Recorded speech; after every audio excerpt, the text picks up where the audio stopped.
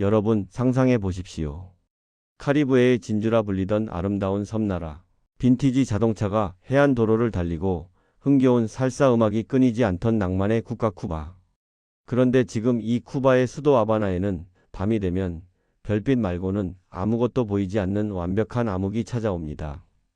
도로 위에는 1950년대의 화려한 쉐보레 대신 말을 타고 출근하는 사람들이 등장했고, 사람들은 가스나 전기가 없어 숯과 땔감으로 밥을 짓기 위해 길거리로 나와 불을 피우고 있습니다. 심지어 병원에서는 전기가 끊겨 수술이 멈추고 구급차는 기름이 없어 환자를 데리러 가지 못하며 쓰레기 수거차조차 멈춰서서 동네마다 쓰레기가 산더미처럼 쌓여가고 있죠. 믿기지 않으시겠지만 이것은 먼 과거의 이야기가 아니라 바로 현재 쿠바에서 매일같이 벌어지고 있는 처참한 현실입니다. 도대체 우리가 알던 그 매력적인 나라 쿠바에 무슨 일이 벌어진 걸까요? 오늘은 쿠바가 맞닥뜨린 전례 없는 위기의 실체와 그 이면에 얽혀있는 미국과의 복잡한 관계를 차근차근 들여다보겠습니다. 이 모든 비극의 직접적인 방아쇠를 당긴 것은 2026년 1월 미국 트럼프 행정부의 충격적인 결정이었습니다. 트럼프 대통령은 쿠바에 석유를 공급하는 그 어떤 나라나 기업에도 엄청난 관세를 부과하겠다는 행정명령에 서명했습니다. 사실 쿠바는 자체적으로 생산하는 석유가 수요의 40%밖에 되지 않아 나머지 에너지를 베네수엘라나 멕시코 같은 우방국의 지원에 철저히 의존해 왔습니다. 그런데 미국이 특수작전을 통해 베네수엘라의 니콜라스 마두로 대통령을 전격적으로 체포해 버립니다. 수십 년 동안 이어져 온 값싼 석유 지원이 하루아침에 끊긴 셈이었습니다. 여기에 미국의 관세 폭탄 위협까지 더해지자 베네수엘라를 대신해 석유를 보내주던 멕시코마저 결국 유조선 파견을 중단하고 맙니다. 석유 공급이 중단되자 경제는 빠르게 기능을 잃어갔습니다. 연료 부족으로 항공편이 줄어들자 관광객들의 발길이 끊겼고 20년 넘게 올드카로 유명인들을 태우며 쏠쏠한 수입을 올렸던 택시 운전사들은 눈물을 머금고 면허를 반납해야 했습니다. 더 뼈아픈 것은 무상의료와 뛰어난 의학 수준으로 찬사받던 의료 시스템의 붕괴입니다. 기초적인 진통제조차 구하기 힘든 상황 속에서 무려 500만 명의 만성질환자들과 방사선 치료가 필요한 10,000명 이상의 암 환자들이 생사의 기로에 놓였고, 병원들은 수술실의 필수 전력을 유지하기 위해 CT 촬영 같은 첨단 검사를 전면 중단했습니다. 그렇다면 미국은 대체 왜 이렇게까지 쿠바를 극단적으로 몰아붙이는 걸까요?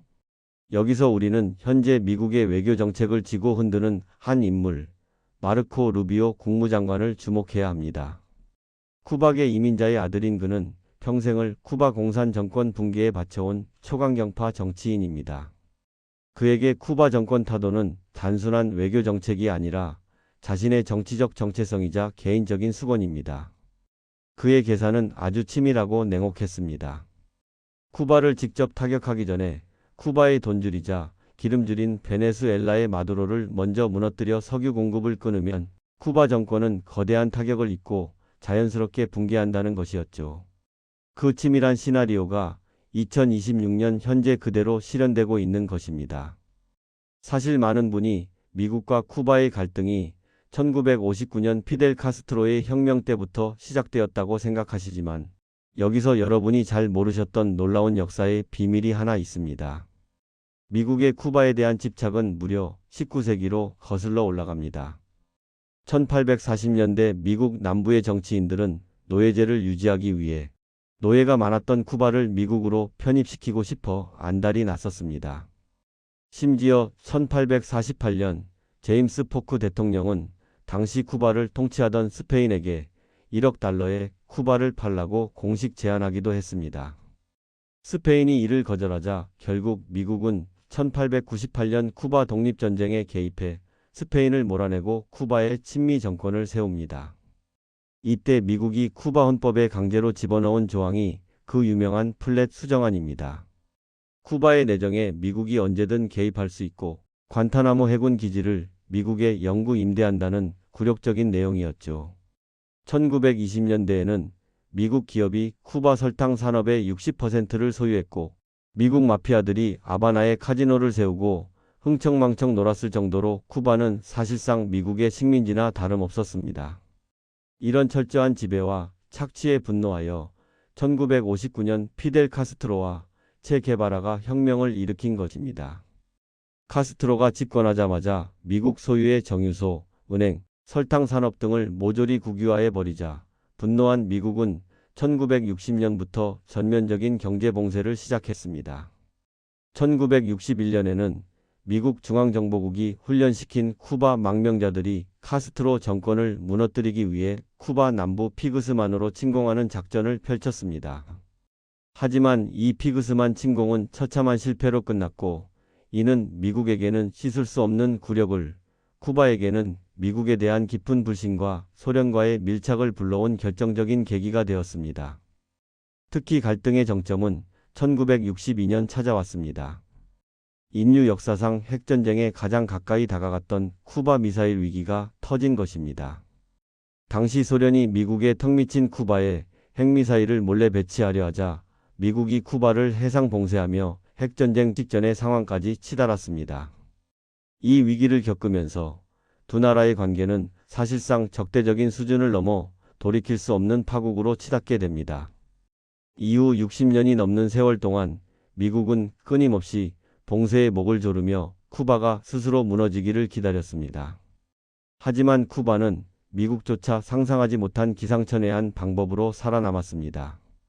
바로 이민을 사회적 불만을 외부로 분산시키는 하나의 출구로 활용해 왔습니다. 가장 충격적인 사건이 1980년에 일어난 마리엘 보트 리프트입니다. 당시 굶주림과 통제로 인한 내부 불만이 폭발 직전까지 차오르자 카스트로는 아예 항구를 활짝 열고 떠날 사람은 다 떠나라고 선언해 버렸습니다. 그리고는 반체제 인사들뿐만 아니라 감옥에 있던 흉악범과 정신질환자들까지 포함해 무려 12만 5천 명을 보트에 태워 미국 플로리다로 한꺼번에 보내버렸습니다. 내부의 잠재적 반대 세력을 외부로 내보내면서 체제에 대한 저항 가능성을 사전에 낮추는 방식이었습니다. 또한 소련이라는 거대한 지원군이 사라지자 베네수엘라라는 새로운 후원자를 찾아냈고 오바마 시절의 유화 정책을 역으로 이용해 시간을 벌기도 했습니다. 그리고 정권이 바뀌어 트럼프 행정부가 들어서자 다시 최대 압박 작전으로 돌아간 것입니다. 쿠바는 다시 미국의 테러 지원국 명단에 올랐고 제재는 극에 달했습니다. 그런데 여기서 또 하나의 흥미로운 반전이 일어납니다. 철저히 고립된 줄 알았던 쿠바가 생존을 위해 뜻밖의 파트너와 손을 잡은 것입니다. 바로 중국입니다. 석유가 끊기자 쿠바는 중국과 함께 나라 전역에 거대한 태양광 패널과 풍력 발전소를 짓기 시작했습니다. 2028년까지 92개의 태양광 단지를 건설해 전력난을 해소하겠다는 눈물겨운 자구책이죠. 중국 입장에서는 남아도는 태양광 패널을 쿠바에 퍼주면서 미국의 앞마당인 쿠바를 자국 영향권에 두어 지정학적 우위를 점하려는 치밀한 포석이 깔려 있습니다. 하지만 낡은 전력망과 막대한 투자금 부족으로 이 에너지 전환이 쿠바를 단번에 구원하기란 불가능에 가깝습니다. 결국 가장 큰 고통을 맨몸으로 견뎌내야 하는 것은 쿠바의 평범한 시민들입니다. 달러가 있는 소수의 사람들은 수입된 식량을 사 먹으며 살아남지만 한 달 연금이 5달러, 10달러에 불과한 대다수의 평범한 시민들은 칠흑 같은 어둠 속에서 희망을 잃어버렸습니다. 팬데믹 이후 무려 전체 인구의 20%에 달하는 200만 명 가까운 쿠바인들이 고국을 등지고 미국 등으로 목숨을 건 탈출을 감행한 이유가 바로 여기에 있습니다. 이제 쿠바는 어디로 가게 될까요? 미국 트럼프 행정부의 최대 압박 작전은 과연 60년 넘게 버텨온 카스트로 가문의 유산을 완전히 무너뜨릴 수 있을까요? 아니면 너무 지나친 압박이 오히려 쿠바 사람들의 반미 감정을 다시 결집시키고 중국과 러시아의 개입을 더 깊게 만드는 역효과를 낳게 될까요? 확실한 것은 강대국들의 이념과 패권 다툼, 그리고 정치적 계산 속에서 카리브해의 작은 섬나라 국민들의 일상은 지금 이 순간에도 철저히 무너져 내리고 있다는 사실입니다.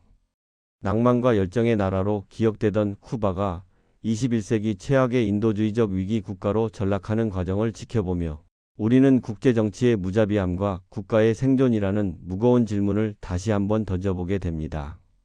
여러분은 지금 쿠바에서 벌어지고 있는 이 위기를 어떻게 바라보시나요?